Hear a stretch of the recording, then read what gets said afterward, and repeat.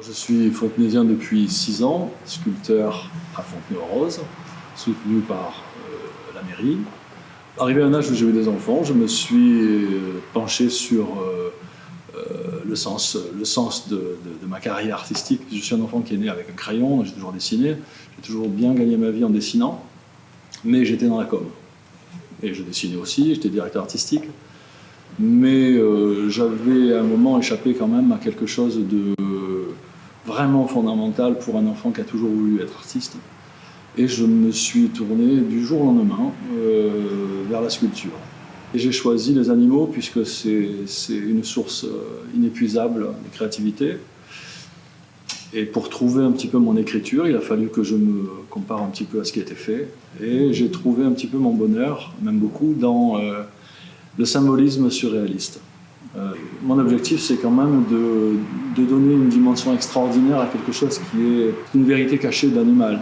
Je travaille essentiellement depuis l'intérieur, c'est-à-dire depuis le squelette des animaux. Je leur trouve une attitude qui est en quelque sorte un instant de leur humeur. Et si vous les regardez de loin, c'est un animal comme les autres, mais en s'approchant, on se rend compte qu'il y a beaucoup plus que le portrait physique de l'animal, il y a aussi son portrait intellectuel, psychologique, symbolique.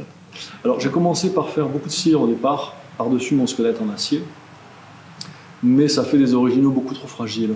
Je m'efforce maintenant à travailler uniquement en plâtre, parce que les originaux durent plus longtemps que le moule, et quand le moule est mort, je peux refaire un autre, et continuer ainsi à exploiter le domaine dans lequel je me suis engagé, c'est-à-dire les numérotés, les bronzes numérotés 1-8, qui est un marché très pointu, puis je ne peux faire que 8 sculptures, 8 tirages, basés sur la technique de ce qu'on appelle, c'est une technique ancestrale, depuis la Renaissance et bien avant, de la cire perdue. C'est-à-dire que mon original en plâtre, en fait, c'est pas la sculpture, c'est l'avant-dernière étape. La sculpture, c'est une fois qu'elle a été fondue en bronze.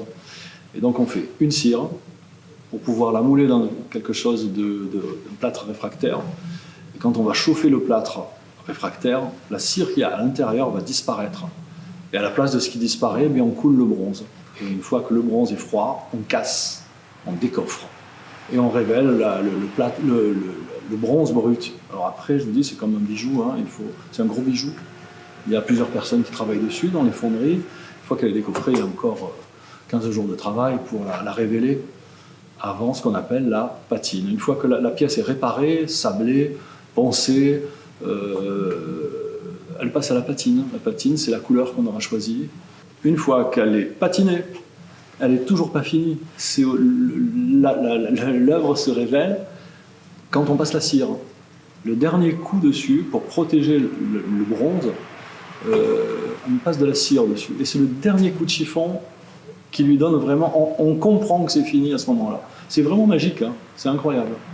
Et j'ai trouvé mon écriture, c'est-à-dire ce mélange de classique et de physique et d'intellectuel, un petit peu de symbolique, quoi. Le surréalisme, c'est sans fin. C'est comme les animaux, c'est une des plus grandes sources d'inspiration de l'histoire de l'humanité, les animaux. Même pour la science. Donc c'est passionnant.